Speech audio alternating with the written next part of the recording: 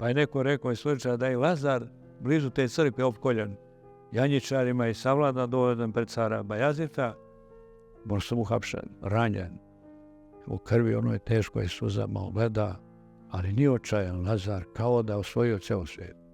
On stoji ponosno pred Bajazitom i ceni ga Bajazit. U početku je kaže, Lazare, juče nam neku dušaku sjediš, a sam glava na panju. On kaže, Bajazite, nije ovo panj za mene. Ovo je prah preko kojeg ja prelazim u večnost. Ako glavu neš da poštediš, to je tvoj posao. Sad sam ja u toj rukama i osjećam u glavu. A nikakve svađe, nikakve rasne mržnje, nijedno i drugo. I ovaj kao sad smatra, pobedio sam sad, doći to.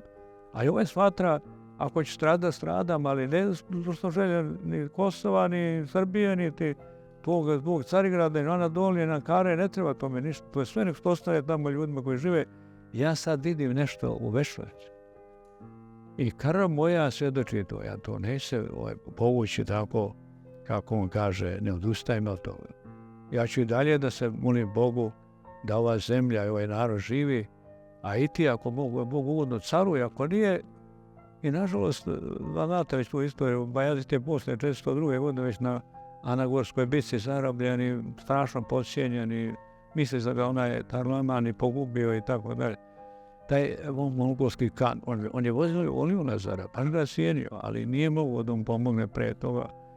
I onda je izazvao tu veliku bitku na Anagori.